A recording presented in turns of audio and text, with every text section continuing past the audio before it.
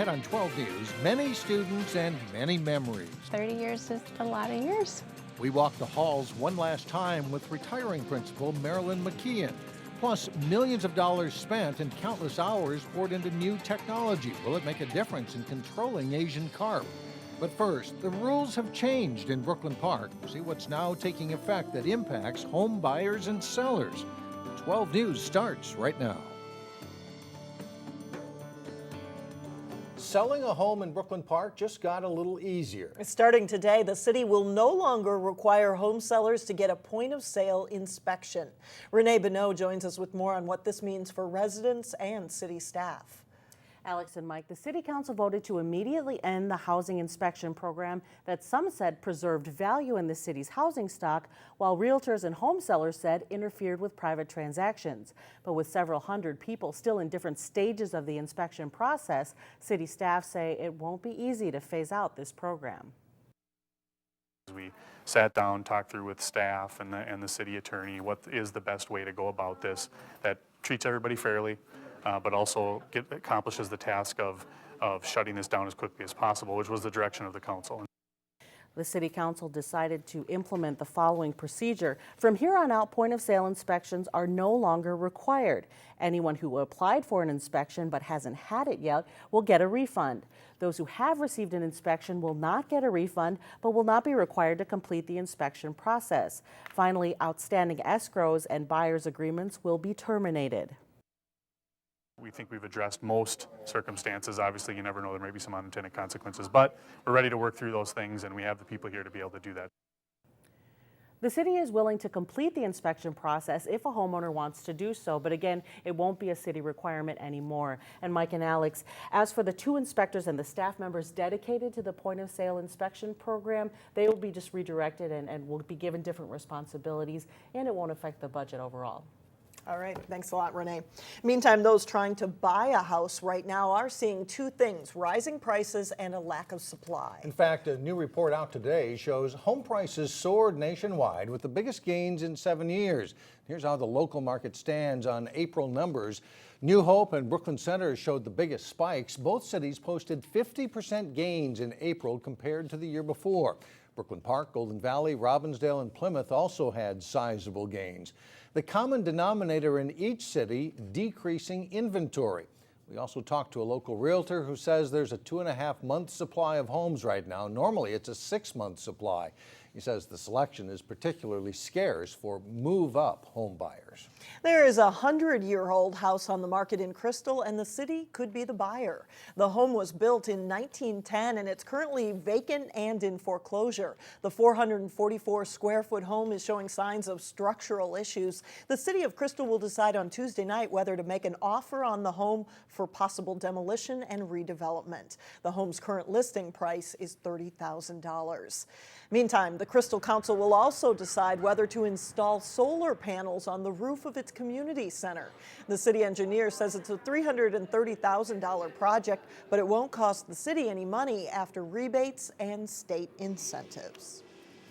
Well, as the Coon Rapids Dam turns 100 years old, it is being called on for a new job. When it was built in 1914, the dam provided electric power. Now it will become a last line of defense in protecting the state's favorite fishing spots from the kind of fish that shouldn't be there.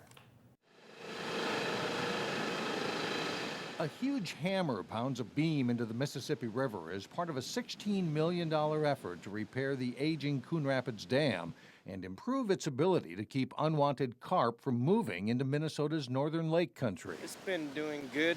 Been catching a lot of carp. First walleye of the day today, of the year. Yang Kong fishes near the dam often, and while today's catch included a carp, it's not the kind that fishermen and biologists fear is moving north. Flying silver carp like these, weighing up to 60 pounds, have been caught in the Mississippi as far north as Winona. This is video from Illinois. Big head carp can weigh up to 110 pounds, and both fish eat huge amounts of plankton, putting them in competition with walleye and northern pike. They just take over and eat everything, and all the other fish die, so I'm hoping they don't get up there. Right now, at least 2 floodgates on the Coon Rapids Dam have to be open all the way to keep the river flowing, and that could allow unwanted fish upriver. It's easier for them to reach that barrier when the gates are fully open, so we want to keep them as closed as we can all the time, while still letting the flow through. The 2-year project will replace the gates so several can be open only partway, making it tougher for those fish. So far, there is no evidence of large numbers of Asian carp here, but how long will it take? I don't think we can assume we have a lot of time. Nobody really knows for sure how long it's going to take them to swim up here in numbers and actually colonize our stretch of the river and start to reproduce. In addition to the $16 million fix at the Coon Rapids Dam, another idea is to use low-voltage electric current in Minneapolis to hold back unwanted fish. That technology is still being developed. A local auto body company is on the move because it needs more room for growth. Abra Auto Body and Glass plans to move its corporate headquarters to Brooklyn Park. The company is currently headquartered in Brooklyn Center. The Minneapolis-St. Paul Business Journal reports that Abra signed a lease to move to the Northland Corporate Center. That's near I-94 and Highway 169. We've only had about a dozen sunny days this spring, but that doesn't mean that you shouldn't take our next story seriously. Up next, we have tips to protect your skin. Then later in sports, Wayzata and Maple Grove start play in the State Boys Tennis Tournament. But first, it's a look at your AccuWeather forecast.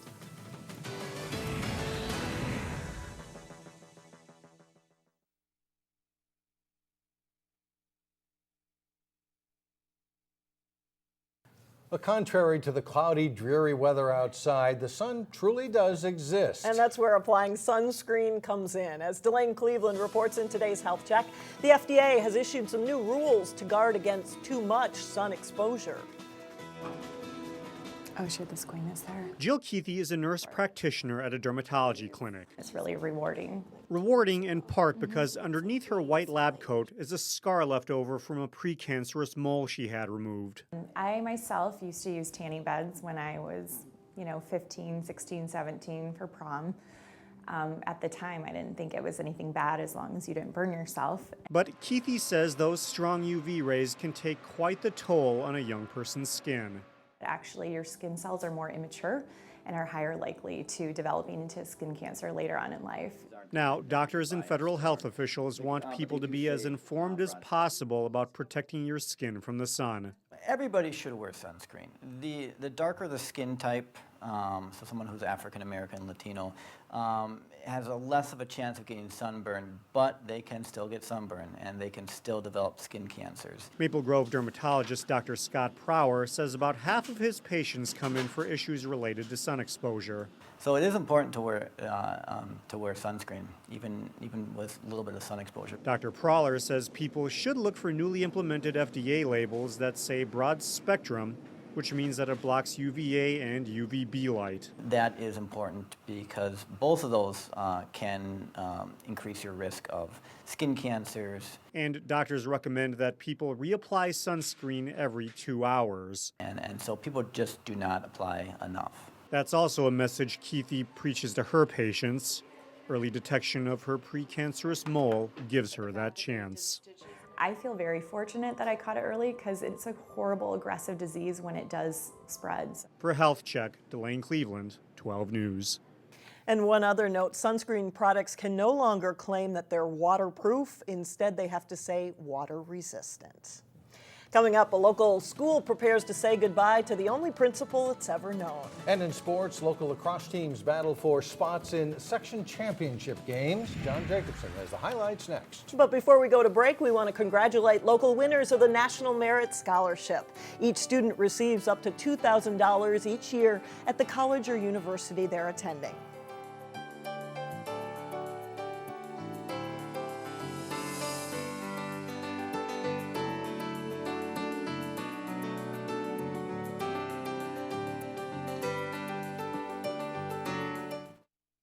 The State Boys Tennis Tournament is underway as team competition kicks things off. Wayzata is seeded number 1 in the Class AA tournament. Baseline Tennis Center at the U of M. The side as Wayzata meets St. Cloud Tech. Dustin Britton serves for Wayzata in the number 1 singles match against Riley Bates. They trade shots as Britton pounds 4 hands at him, eventually getting the winner to the corner. Britton wins 6-4, 6-2, with his fan club looking on down at baseline. Nick Beatty in the far court for the Trojans in number 2 singles against Wyatt Pauley. Beatty delivers a soft drop shot that Pauley just gets to, only have Beatty drop in the perfect lob over him, and Beatty wins 6-2, 6-1. Wayzata's Jack Graven and Steele Kowalczyk in the near court in the first doubles match against Chris Mavitz and Luke Zwiner. Kowalczyk wins the point as the Trojans duo rallies to win after dropping the first set. Wayzata sweeps Tech to move into the semifinals. Maple Grove is back in the AA team tournament for the second time in school history. The Crimson meeting Mahtomedi in the quarterfinals. First doubles, Trevor Kleinshade's strong serve leads to an overhead for Derek Marvin, who goes back outside with the shot. Kleinshade and Marvin beat Hart Bergman and Teddy Bowie 6-4, 6-4. Venura Wathanawasam and Jacob Endres playing for Wayzata. Nice play there. The Crimson duo, though, falls to Zach Plooster and Jason Smith in straight sets. Number 3 singles, Sam Hochberger of Maple Grove comes in off the return, and after they trade shots, Hochberger puts the soft touch on the angled volley, and he beats Thomas Comfort 6-1, 6-4. Second singles, perfect serve and volley here for Charlie Atkins. He beats Markle Danny, and Maple Grove wins 5-2. They face Wayzata now in the semifinals Wednesday morning. In Class A, defending champion Breck rolls past Thief River Falls in the quarterfinals. The Mustangs meet Fergus Falls in the semis. Section champions will be crowned Wednesday in Lacrosse. It was semifinal action in Section 5 Monday, including the Armstrong boys against Moundsview. Will O'Hara carrying it in for Armstrong sets up Stephen Florence for the shot and goal. The Falcons tie at 1-1. Trailing by 1, Moundsview evens it up. Jacob Tredsved feeds Alex Vidgems for the goal, 3-3 in the second quarter. And the Mustangs take the lead with good passing. Somehow they sneak it to Jake Hupsch in a crowd, and his goal makes it 4-3. And then Hupsch gets the assist. He'll find Logan McInerney for the goal. Moundsview takes a 5-3 lead. They go on to win 8-5, eliminating Armstrong. The Armstrong girls facing Roseville from the free position. Amy Master puts it away for the Falcons for a 2-0 lead. Roseville answers. Kate Flug from behind the net sets up Katie Christian, and that ties the score at 3-3. Flug catches the pass, and watch her over-the-shoulder shot for a goal here. Roseville throws a scare on the top-seeded Falcons as they go up 4-3. Mari Verbaten works her way through the Raiders' defense, puts the shot away, and Armstrong ties it back up at 4. Second half, and Heather Kaluzniak feeds Verbaten for another goal. It's 8-6 Falcons. Kelsey Osdick gets in front to score as Armstrong beats Roseville 11-7. Here's the slate for section finals Wednesday. The Maple Grove girls meet Elk River for the Section 8 title at 5 o'clock at Osseo. That's followed by Armstrong's final against Moundsview at 7. Champlin Park's girls play Coon Rapids for the Section 7 championship at Irondale, and Benilde faces Blake at Edina. On the boys' side, Park Center is the site as Trutino Grace faces Moundsview in the Section 5 championship, followed by Wayzata and Orono for the Section 8 crown. Champlin Park and Blaine play for the Section 7 title. In baseball, Maple Grove hope to stay alive in the Section 5 3A tournament as they face Centennial at Midway Stadium. The Cougars load the bases in the first inning, but watch this catch. Joe Franta in center lays out and robs Mike Major. A tremendous grab to keep the game scoreless. Second inning, Centennial gets on the board. Luke Dents grounds to short. Crimson get the out, but Riley Elson scores, and it's 1-0 Cougars. It stays that way until the 6th. Franta smacks a single to right field to score Alex Benson. Maple Grove's on the board as they even the score at 1-1. And they take the lead here. Ben Osborne singles past the shortstop diving try. Franta scores, and the Crimson lead 2-1. Nate Erickson caps the rally with a line drive past the left fielder all the way to the wall. It's a 2-run triple as the Crimson win 5-1. They're facing Champlin Park this afternoon. The baseball team at Maple Grove's Heritage Christian Academy is enjoying a nice playoff run in Class A. Heritage taking on Mayor Lutheran Monday in Section 4A play. It's a pitcher's duel. Mark France of Heritage gets the big strikeout of Sam Schluter to end the top of the 6th. Heritage clinging to a 1-0 lead. But an error in the 7th opens the door, And Tanner Lupke singles in Jacob Struble as Mayor Lutheran ties the game at 1-1. And that just sets up the bottom of the 7th. Heroics for Heritage. Bases loaded. Cole Peterson drills it to deep left center. Trust us, it falls in. The winning run scores here. The Eagles play in the Section 4A final Thursday afternoon at 2 o'clock at Midway Stadium. Farthest that program has ever been in baseball, so good luck to them on Thursday. All right, thanks a lot, John. There are plenty of emotions at the end of a school year, but that's especially true at a school in Champlin. We'll show you why coming up next. A local principal is retiring after working in the Anoka-Hennepin School District for 30 years. Marilyn McKeon has been principal at Champlin-Brooklyn Park Academy since it opened 3 years ago. And Sonia Goins has her story. Boys and girls, second graders, did you work hard this morning? Everybody worked hard today? This will be the last week that Marilyn McKeon will walk the halls of Champlin-Brooklyn Park Academy. Hey everybody, why don't you walk to lunch? Walking feet, okay? She says the best part of her job is interacting with students. Have a good lunch today. And she prides herself in getting to know all 800-something students at the school. I'm most proud of that I know every student's name and know something about them. 2 thumbs up for indoor recess. McKeon was principal at Parkview Early Childhood Center for 15 years before working at CBPA. She was my assistant principal. Myron Bersham recommended her for the job. The vivacious personality, and as I talked to her, that was definitely an asset. 3 years ago, 2 elementary schools were merged to form Champlin-Brooklyn Park Academy. In this box is every card And McKeon was named principal. anyone has ever given to me. We've known each other probably for about 15 years. Her staff members say they will miss her. Very, very sad. Bonnie Graven is McKeon's secretary. She knows what's needed. She is highly intelligent and is a hard worker. 18 years I've had the pleasure of knowing her.